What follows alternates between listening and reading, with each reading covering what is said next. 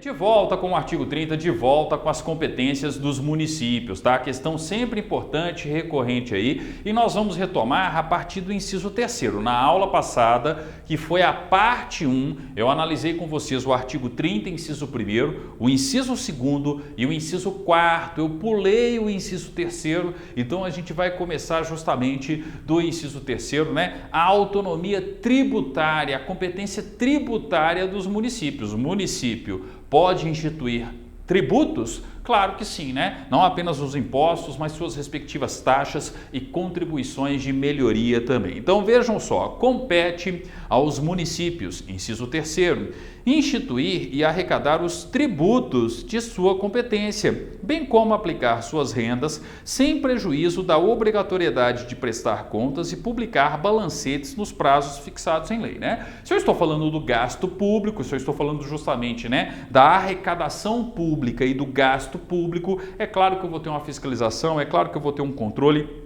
É claro que eu vou ter uma obrigatoriedade por parte de qualquer ente federativo de prestar contas e publicar balancetes nos prazos previstos, né, na legislação orçamentária, na lei de responsabilidade fiscal, enfim, em todas as normas orçamentárias que a gente tem aí essa questão do controle, né, da fiscalização do gasto, da arrecadação, da receita e da despesa pública, tá? Mas o importante aqui não é isso não, o importante é a gente perceber o seguinte, ó, é competência de qualquer município instituir e arrecadar os seus respectivos tributos. E quando a gente fala de tributo, tributo não é só imposto, tributo é o gênero, né? Eu tenho dentro do gênero tributo os impostos, as taxas e as contribuições de melhoria. Só se preocupem com os conceitos, tá? O que é um imposto, o que é uma taxa, o que é uma contribuição de melhoria, se o seu concurso cobrar direito tributário na Constituição da República, a parte da ordem tributária presente no texto constitucional. Então, por exemplo, se o edital do seu concurso aborda o artigo 156, que fala a respeito dos tributos, né, e sobretudo com relação aos impostos, o 156 trata especificamente dos impostos do município, você tem que lembrar que o município é competente para instituir e arrecadar o IPTU, o Imposto Territorial Urbano. Você tem que lembrar também que o município ele é competente para instituir e arrecadar o ITBI, Imposto, né, de Transmissão de Bens Imóveis intervivos. Se for causa mortes, o pessoal que já estudou direito tributário aí sabe, né? É competência do Estado instituir o chamado ITCD, né? Quando tem uma transmissão ali causa mortes ou então doação, aí é competência do Estado. Agora, quando eu falo, né, de uma transmissão de bens imóveis intervivos, compra e venda de imóvel, ITBI, tá? Então, um imposto, né, de competência de quem? De competência do município. E também o tradicionalíssimo ISS, Imposto sobre Serviços, né? Também chamado em alguns municípios de ISSQN, ISQN, porque é justamente o que? Imposto sobre Serviços de qualquer natureza, tá? Mas, ó, os detalhes disso a gente estuda na ordem tributária do texto constitucional, a gente vai ver mais à frente, eu vou gravar para vocês aí, ó, toda a parte tributária da Constituição. O importante aqui é lembrar o seguinte, falei de competência do município. O município tem competência para instituir e arrecadar os seus próprios tributos? Claro que sim. Afinal de contas, nós vivemos em uma federação. Eu estou falando da autonomia tributária do município, a capacidade que qualquer município tem de instituir e arrecadar os seus tributos, tá? Falei dos impostos, IPTU, ITBI e ISS, artigo 156. Mas eu também tenho taxas. Opa, fui multado pela vigilância sanitária do meu município. Eu não tenho que pagar a respectiva multa ali, ó. Então eu estou falando de uma taxa, né? Ah, eu preciso obter uma determinada licença no âmbito do município, vou lá e pago a respectiva taxa. Ah, o bairro onde eu moro, né? Eu quero que ali, ó, eu quero não, né? Tá acontecendo, eu estou tendo ali, né? Melhorias no respectivo bairro, eu estou tendo, né? O asfalto da rua, né? Enfim, todas as questões de urbanização daquele respectivo quarteirão, daquela respectiva rua, eu posso ter a instituição de uma contribuição de melhoria relativas às obras públicas municipais que estão estão sendo executadas ali na minha rua, no meu quarteirão. Mas como eu disse, essas conceituações, esses detalhes tributários, a gente precisa estudar lá na parte tributária ou até mesmo no âmbito do direito tributário, tá? Se o seu concurso não faz a previsão no edital da parte tributária da Constituição, não se preocupe com todos esses detalhes. Lembre-se tão somente que, naturalmente, todo e qualquer município é competente para instituir e arrecadar os respectivos tributos municipais, uma decorrência da federação, Afinal de contas, se eu falo de uma federação, eu tenho entes federativos dotados de autonomia e um dos aspectos, uma das características dessa autonomia é a autonomia tributária, a capacidade aí de instituir e arrecadar os respectivos tributos, tá? Então esse é o inciso terceiro, cuidado com o inciso terceiro, principalmente se o seu concurso é na área fiscal tributária de um determinado município. Outra questão relevante, comum em provas e concursos, tá? E questão relevante não só para quem estuda para concursos públicos, mas para o próprio munícipe, para o próprio cidadão aí de um determinado município. Vejam só o inciso 5º, a gente já viu o inciso 4º, criar, organizar e suprimir distritos, fiz aquela comparação também, com relação à criação de um estado, à criação de municípios, falei de criar distritos, eu tenho uma competência municipal. E no inciso 5º a gente tem o seguinte, compete aos municípios organizar e prestar diretamente ou sob regime de concessão ou permissão os serviços públicos de interesse local, incluído de transporte coletivo, que tem caráter essencial, tá? Vou repetir, podem marcar aí uma questão importante. Organizar e prestar, compete ao município. Organizar e prestar diretamente ou sob regime de concessão ou permissão os serviços públicos de interesse local, incluídos o de transporte coletivo. Transporte coletivo no âmbito do município, porque se o transporte é intermunicipal, competência do Estado. Se o transporte é interestadual, competência da União. Então, falei do transporte no âmbito do município, do transporte coletivo no âmbito do município, falei de uma competência municipal, E lembrando que o transporte coletivo tem caráter essencial. Então, eu coloquei aqui, organizar e prestar serviços públicos de interesse local, incluído o transporte coletivo, que tem caráter essencial, mas sempre lembrando, gente, o transporte no âmbito do território do município. A partir do momento que eu tenho um transporte intermunicipal, de um município para outro, aí nós estamos falando da competência do Estado. E a partir do momento que eu tenho um transporte interestadual, de um estado para outro, nós estamos falando de uma competência da União, tá? Então, o transporte no âmbito do município, o transporte municipal e não intermunicipal, Se eu tenho intermunicipal, estou saindo de um município e indo para outro município, aí eu tenho uma competência do Estado, tá? E pode ser explorado diretamente, ou sob regime de concessão ou permissão. Nós vamos estudar no âmbito do direito administrativo, no âmbito dos serviços públicos, a concessão, a permissão. O importante aqui em termos de direito constitucional é vocês perceberem o seguinte: ou o município vai explorar esses serviços públicos de interesse local diretamente, tá? Ou então ele vai explorar mediante o quê? Concessão ou permissão. Aí eu vou ter uma licitação para conceder ou permitir a utilização de um a exploração, de um determinado serviço público de interesse local por parte daquele que obter a respectiva concessão, por parte daquele que obter ali, a respectiva permissão. Quando eu falo do transporte coletivo, nós estamos falando de concessão na maioria das vezes, Eu tenho uma concessão para explorar determinadas linhas de ônibus naquele município. Então, peraí, eu participei de uma licitação, tá? Ganhei a licitação e obtive a concessão do município para explorar aquela linha de ônibus ou aquelas linhas de ônibus, tá? Então eu tenho aí uma concessão do transporte coletivo municipal, tá? Professor, quando que vai ser concessão, quando que vai ser permissão? Isso a gente vai estudar no âmbito dos serviços públicos, no âmbito do direito administrativo. Em termos de direito constitucional, basta lembrar que se o serviço é de interesse local, tá? Eu posso ter a exploração direta por parte do município ou então sob regime de concessão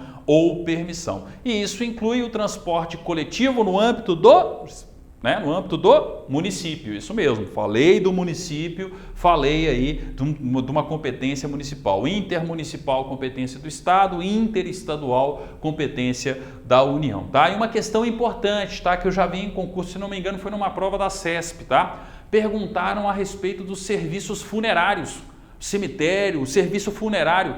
É uma competência municipal? Sim, tá? Jurisprudência do Supremo Tribunal Federal. Quando eu falar a respeito dos serviços funerários, ó, o serviço funerário entra nisso aqui. Então eu posso ter uma concessão, uma permissão, enfim, eu posso ter a exploração por parte de um particular? Sim, eu posso ter a exploração por parte de um particular, desde que seja aí sob regime de concessão ou permissão daquela atividade funerária, tá? Então eu tenho a questão do cemitério, dos cemitérios, dos velórios, tá? Os serviços funerários, de uma maneira geral, é de competência aí do município, tá? Então cuidado com essa questão aí. Falei de serviço funerário, falei de competência do município, são necessidades imediatas do município, conforme determina julgado do Supremo Tribunal Federal. Se eu não me engano, até o relator era o ministro Carlos Veloso à época, que inclusive já foi presidente, né, do Supremo Tribunal Federal, tá? Bem, então a gente tem essa competência aqui, uma competência sempre muito importante que você deve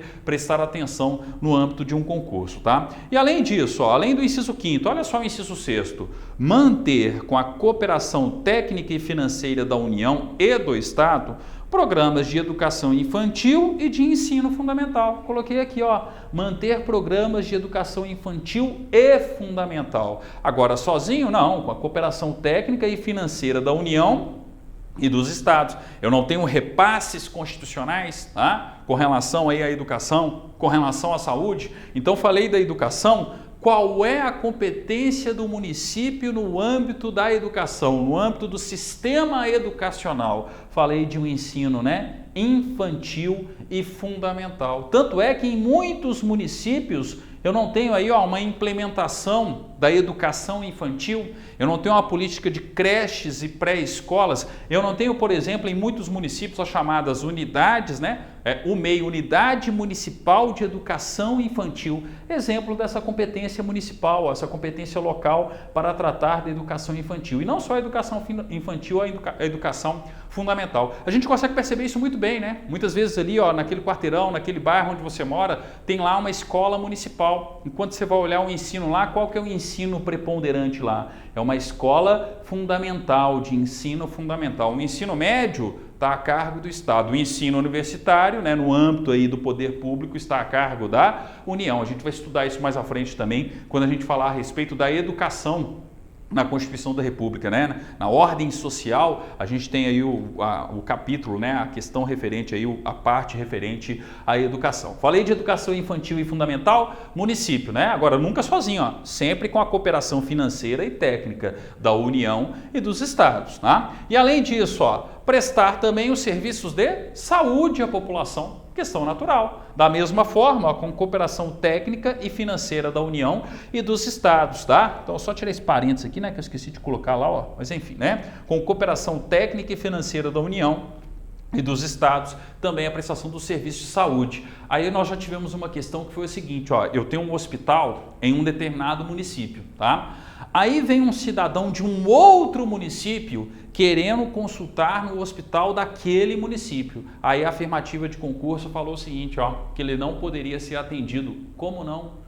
A saúde é um direito de todos e um dever do Estado, de uma maneira geral. Além disso, o que eu tenho que lembrar? Ó, artigo 19, a resposta era justamente calcada no artigo 19, tá?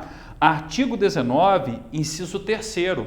É vedado à União, aos Estados, ao Distrito Federal e aos municípios, inciso 3º, ó, criar distinções entre brasileiros ou preferências entre si. Então, o fato de eu ser cidadão de um outro município não significa que eu não possa ser atendido no hospital do município vizinho ou de um outro município qualquer na República Federativa do Brasil, porque se eu instituo esse tipo de regra, falando que o hospital do município X só pode atender aos cidadãos do município X, eu estou infringindo a vedação imposta no artigo 19, inciso 3º. é vedado, proibido à União, aos estados, ao Distrito Federal e aos municípios criar distinções entre brasileiros ou preferências entre si. Se eu tenho um serviço municipal de saúde, público de saúde no âmbito do SUS, eu tenho que lembrar que é o SUS, é o Sistema Único de Saúde. E a gente vai ver isso mais à frente também na ordem social. A saúde é um direito de todos e um dever do Estado. Só que a palavra Estado lá, não estou falando do ente federativo Estado, estou falando do Estado enquanto poder público, enquanto União, Estados, Distrito Federal, municípios, tá? Então o fato de ser um serviço de saúde à população local não permite ao município proibir que um cidadão de outro município seja atendido naquele hospital municipal, seja atendido naquele hospital que faz parte do SUS, que faz parte do Sistema Único de Saúde. O próprio nome já diz, né? SUS, Sistema Único de Saúde, tá? Então, detalhezinho, ó, sempre que vocês forem fazer determinadas provas, tipo CESP,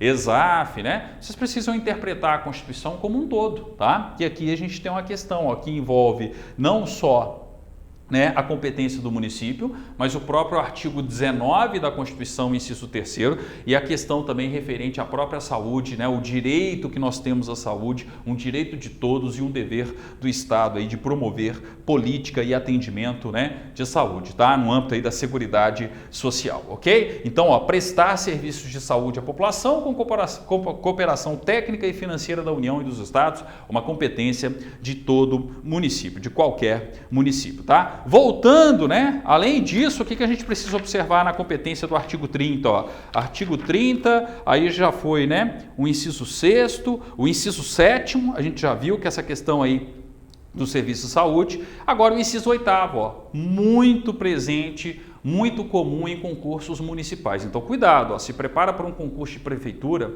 um concurso de Câmara Municipal, cuidado com o inciso 8º. É claro que todas as competências são importantes, mas algumas surgem mais, aparecem mais nas provas do que outras. A do inciso 8º é uma delas no âmbito dos concursos municipais. Compete aos municípios promover, no que couber, adequado ordenamento territorial, mediante planejamento e controle do uso, do parcelamento e da ocupação do solo urbano.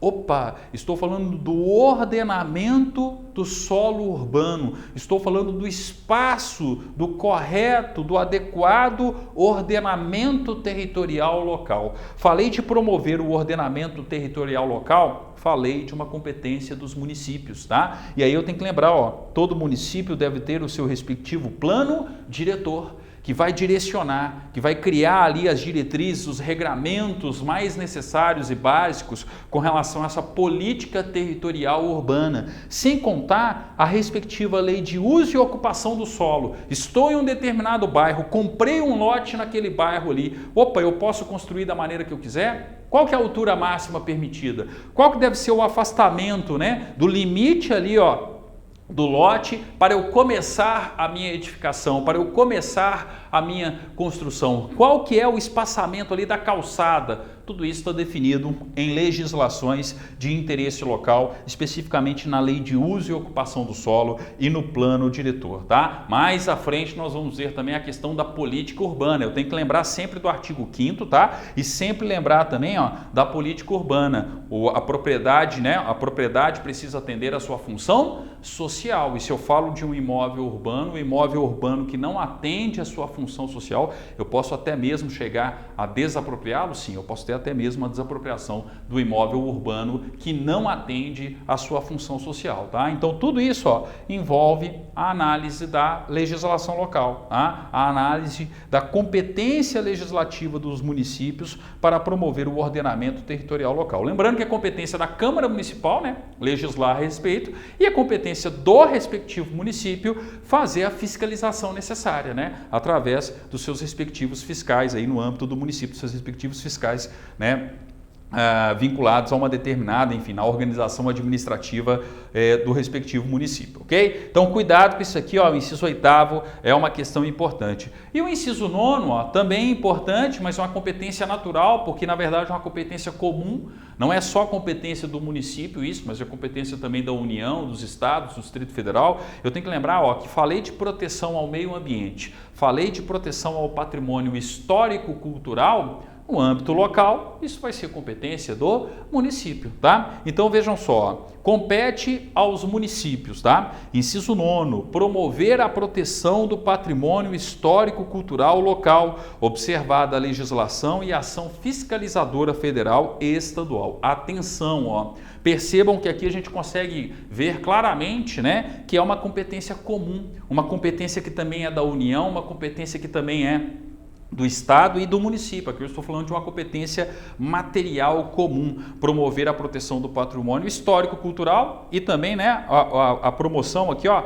a defesa, né, do próprio meio ambiente. Não está aqui, mas serve, né, a gente tem aí a mesma situação, tá? Mas, ó, promover a proteção do patrimônio histórico-cultural local, observada a legislação e a ação fiscalizadora federal e estadual. Tá? Então, isso não exclui a competência da União no que competir à União, isso não exclui a competência dos estados no que competir aos estados. Tá? Cuidado, é uma questão importante para concursos municipais, é uma questão importante para concursos, muitas vezes, onde eu tenho controle e fiscalização, né, da administração pública, tribunais de contas, sem contar, né, diversos outros tipos de cargos aí que podem ter essa cobrança da competência municipal, ok? Obrigado, até o nosso próximo vídeo então, dando continuidade às nossas aulas de Direito Constitucional, mas aí a gente vai falar da fiscalização do município. O pessoal que estuda para o Tribunal de Contas, ó, muito cuidado, tá? Fiscalização do município é questão não só de concurso municipal, mas também questão de concurso no âmbito dos